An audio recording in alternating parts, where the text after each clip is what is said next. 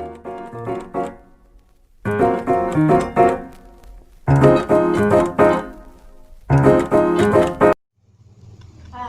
Assalamualaikum.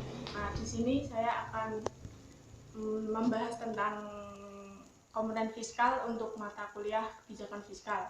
Ini untuk tugas ujian akhir saya. Di sini saya akan membahas tentang maksimalisasi zakat sebagai salah satu kebijakan fiskal di perekonomian Islam. Nah, sebelum saya membahas tentang zakatnya sendiri, apa sih perbedaannya eh, kebijakan fiskal di perekonomian konvensional dan kebijakan fiskal di perekonomian Islam?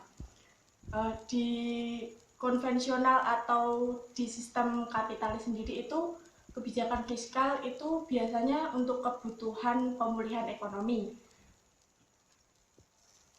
dan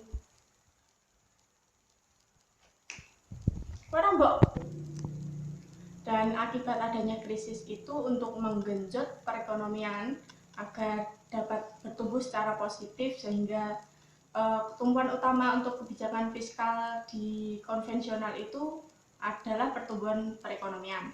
Sedangkan di perekonomian Islam, kebijakan fiskal itu sebagai suatu kewajiban suatu negara dan menjadi hak untuk rakyatnya, sehingga kebijakan fiskal itu bukan semata-mata hanya untuk kebutuhan negara saja atau perbaikan ekonomi di negara saja, namun untuk peningkatan kesejahteraan rakyat.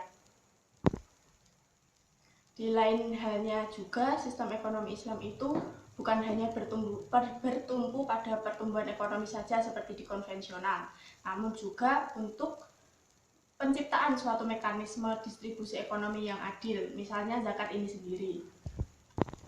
Nah, untuk posisinya kebijakan fiskal di sistem ekonomi Islam itu apa sih? Sebelumnya, kebijakan fiskal itu dapat diartikan sebagai suatu tindakan oleh pemerintah dalam bidang anggaran, pendapatan, dan belanja negara, yaitu untuk mempengaruhi suatu perekonomian di negara tersebut berjalan apakah atau tidak. Dengan kebijakan fiskal tersebut, suatu pemerintahan itu dapat mempengaruhi suatu tingkat pendapatan nasional, kesempatan kerja, investasi, distribusi penghasilan, dan juga lain sebagainya.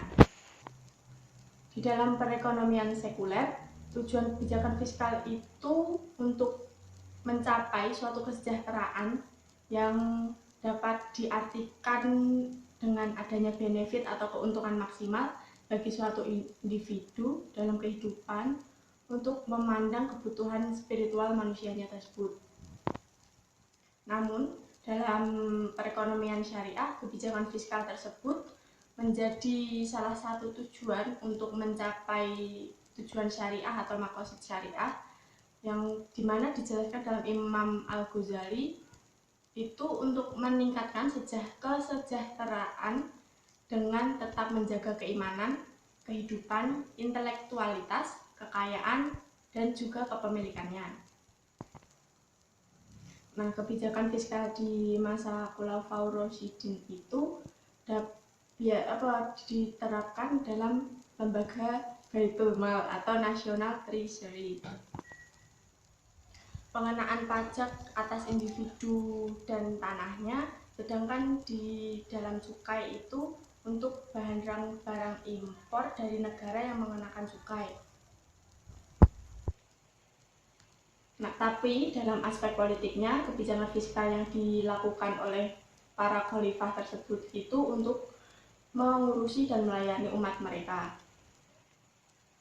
Hal tersebut dalam pendistribusian harta itu sesuai dengan firman Allah SWT dalam Quran surat Al-Hasyr ayat 7 yang potongan artinya berupa supaya harta itu jangan hanya beredar di antara orang-orang kaya saja di antara kamu.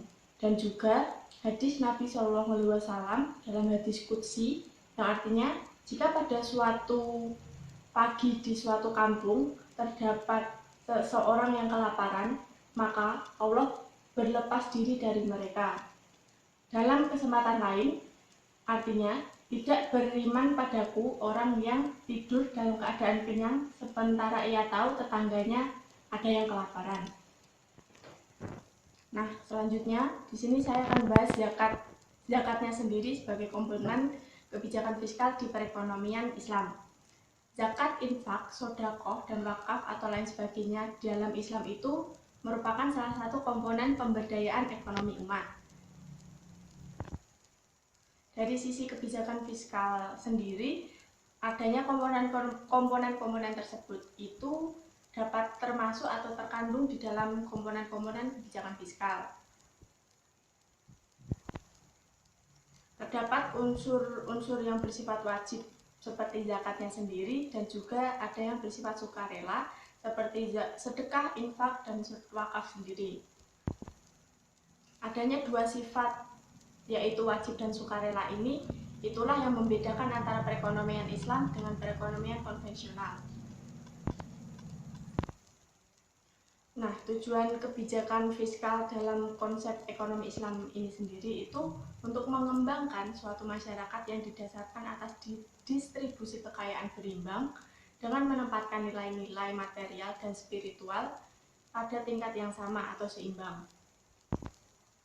Tujuan zakat sebagai tujuan utama dari sistem perekonomian pasar itu sendiri itu menciptakan distribusi pendapatan. Selain itu juga analisis kebijakan fiskal dalam perekonomian pasar untuk melihat bagaimana sih dampak dari zakat itu sendiri. Nah, dalam kebijakan fiskal konvensional sendiri, suatu negara itu dapat menerapkan sistem pajak atau tax base dari suatu perekonomian, sedangkan dalam perekonomian Islam terdapat sistem zakat yang ketentuannya tersebut sudah sesuai perintah dari zaman Rasulullah. Zakat merupakan komponen utama dalam keuangan publik sekaligus kebijakan fiskal yang ada dalam sistem perekonomian Islam. Zakat juga termasuk kegiatan yang bersifat wajib bagi umat muslim, dan juga komponen lainnya yang dijadikan sebagai unsur dalam penerimaan negara sebagaimana yang telah diuraikan saya tadi. Selanjutnya, potensi zakat sebagai komponen kebijakan fiskal. Di zaman sekarang ini, pemanfaatan potensi zakat, infak, sedekah, wakaf itu sendiri sebagai instrumen pengentasan kemiskinan yang sudah menjadi kajian oleh para pakar ekonomi Islam. Sumber-sumber keuangan pemerintah sendiri yang berada di luar zakat itu dapat ditentukan selama komponen-komponen tersebut tidak bertentangan dengan syariah. Sumber-sumber tersebut juga harus melalui proses kajian fikih, yaitu dengan mempertimbangkan ketentuan-ketentuan yang terdapat dalam Al-Quran, hadis, dan juga misal apakah dalam sistem tersebut ada unsur yang sesuai dengan syariah ataupun tidak. Dan juga untuk mencapai tujuan penghapusan tingkat kemiskinan, pemerintah dapat dibolehkan untuk memungut pajak lain di luar zakat.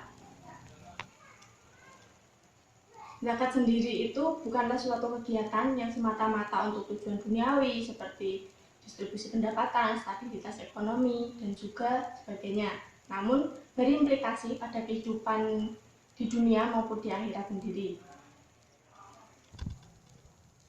Hal tersebutlah yang membedakan kebijakan Islam dalam Islam, kebijakan fiskal dalam Islam maupun kebijakan fiskal dalam konvensional.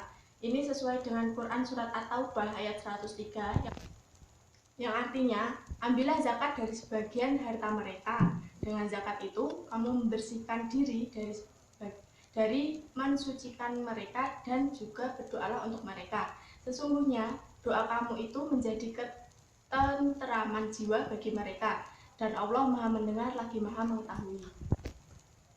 Dalam Al-Quran sendiri terdapat 30 ayat yang berkaitan dengan perintah zakat, seperti halnya pentingnya dalam perintah sholat.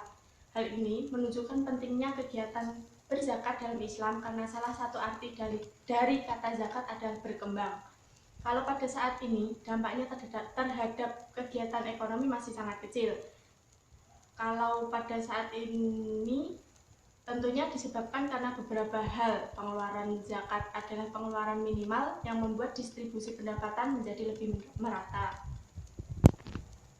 Sebagai penutup dari apa yang saya sampaikan tadi, secara garis besar itu kebijakan fiskal versi Islam sangat berbeda dengan versi konvensional.